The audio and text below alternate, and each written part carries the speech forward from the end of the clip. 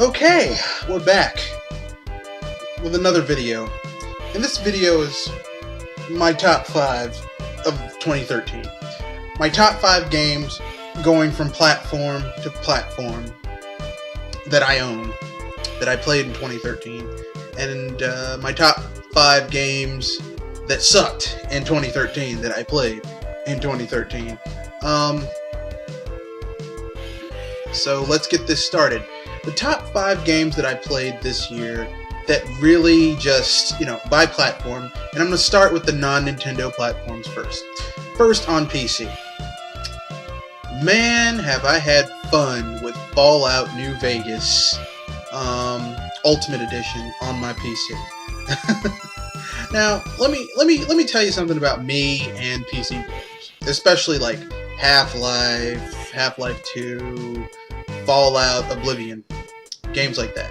First time I play these games, I play the right way. I play it through. The second time I play it, I cheat.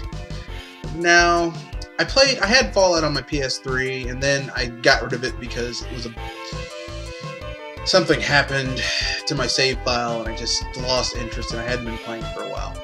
But I got it for less than $10 on Steam, so I played it, I beat it, and now I'm playing it with a super overpowered, maxed out stats character with an accuracy that's so high that I'm one-shotting dudes in the head with a handgun and killing them in one hit. I killed a death hand with a katana. One hit. Just killed it. I'm having fun with this game. Currently, right now, I'm playing a mod of that's added some new content, and I'm having fun like that. Basically, Fallout New Vegas, excellent game. The perks in it are better than they had in the second game. Some perks have been nerfed that were too powerful. Others have been added to make the game more fair to you, the player. So ultimately, I'm having fun with that game on PC. My favorite handheld game right now, if you'd had asked me earlier this year, I would have said it was Fire Emblem Awakening, because that game is intense. But now that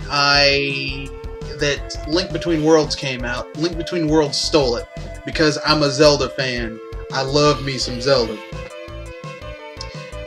Dungeon crawling, killing things, love it. My favorite PS3 game this year was Saints Row the 4th. I'm loving it. Superpowers, insane missions, and hitting people in the face with a dildo bat.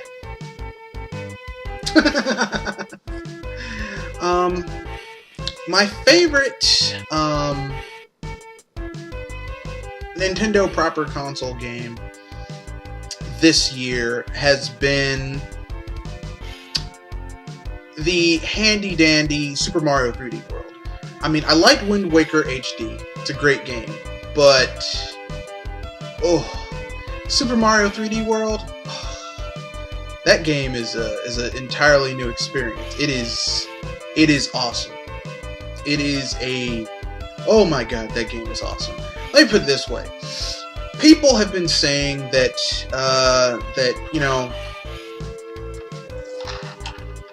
this game marks the first Mario game that Miyamoto really did not have, wasn't really involved in making it. But if people didn't tell you Miyamoto wasn't involved in making this game, you wouldn't know that Miyamoto wasn't involved in making this game. Now, part of this is because Miyamoto, for the last 5 to 15 years, has been training people to take his place, and it shows because they didn't miss a beat. Okay, I wish other studios that had iconic franchises did this. Capcom, Konami, BioWare, but what are you gonna do? But this game makes me feel like that little 5-year-old kid who got his SNES for Christmas, and spent all of Christmas after just playing Super Mario World.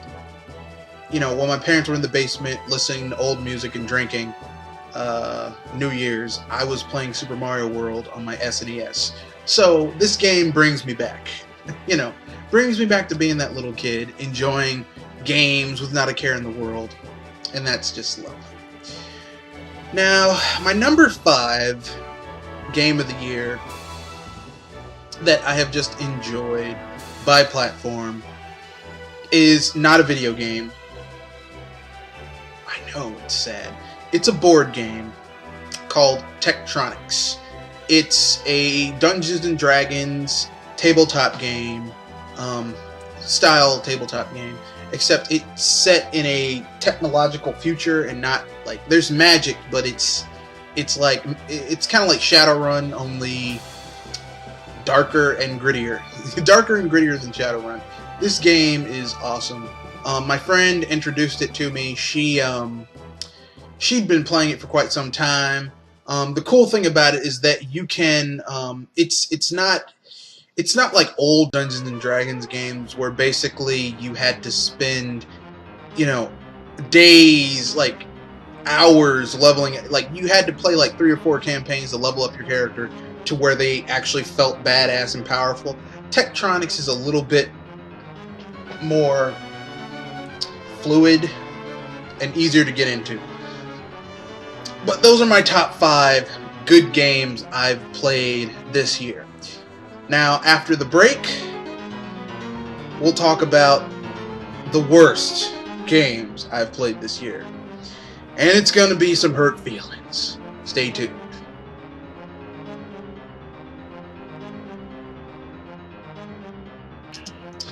I'm back. And it's time to talk about the worst games I've played this year. Now, here's a caveat. Although I might not own some of the platforms these games are on, I've played them, and I can tell you, they were terrible. Number 5. Worst game I've played this year.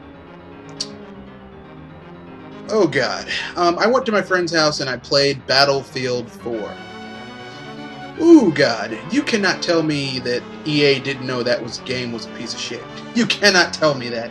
You cannot tell me that EA didn't know that game was going to be a piece of shit. You can't. You cannot tell me that. Number 4. Plants vs. Zombies 2. Plants vs. Zombies 2 is actually a good game. But the microtransactions just took that game down by 50%. It's an 85% game, and now it's failing because of microtransactions. Thanks a lot, EA. Thanks a lot.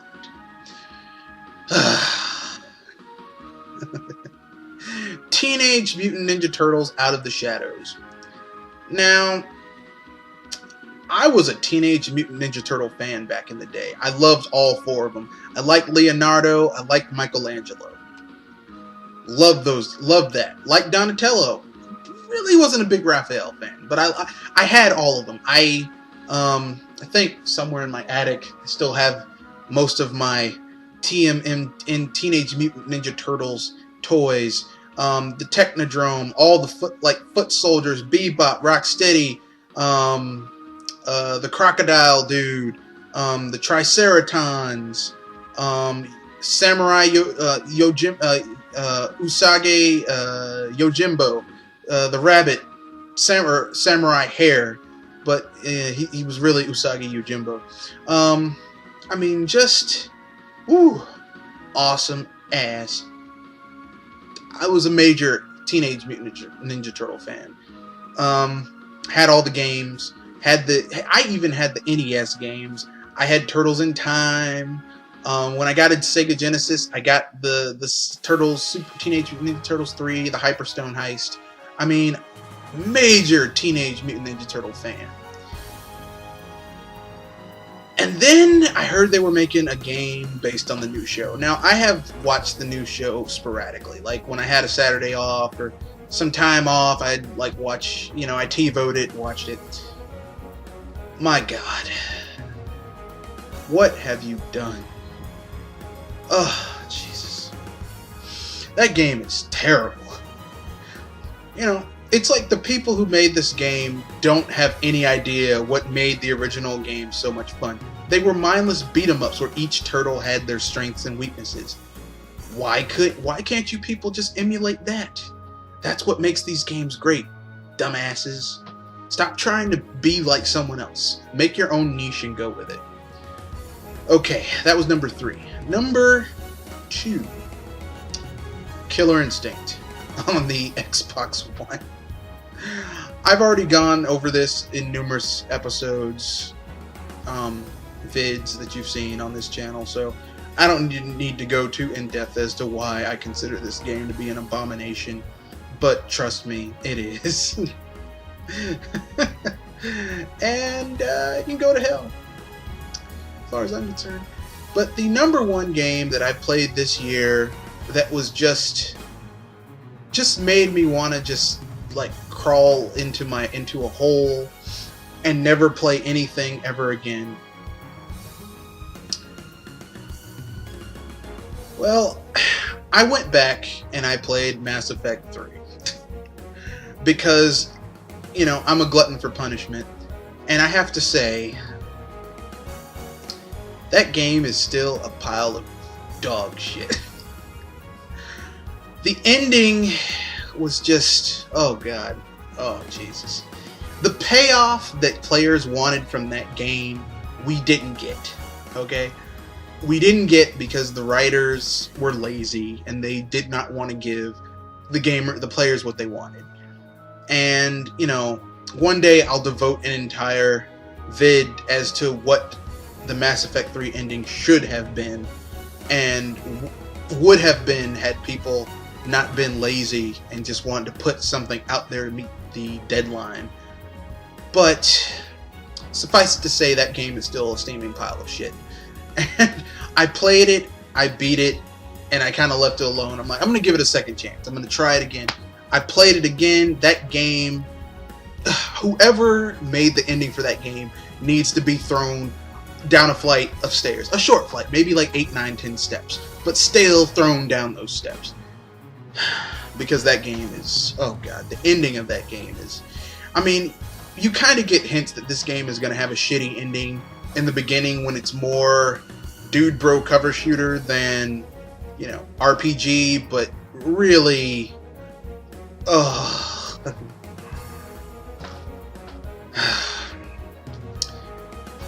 now that we've gotten that out of the way, I have one last part of this video to get out, and you're gonna love it because it's gonna be news about something pretty big that's coming out tomorrow, so stay tuned.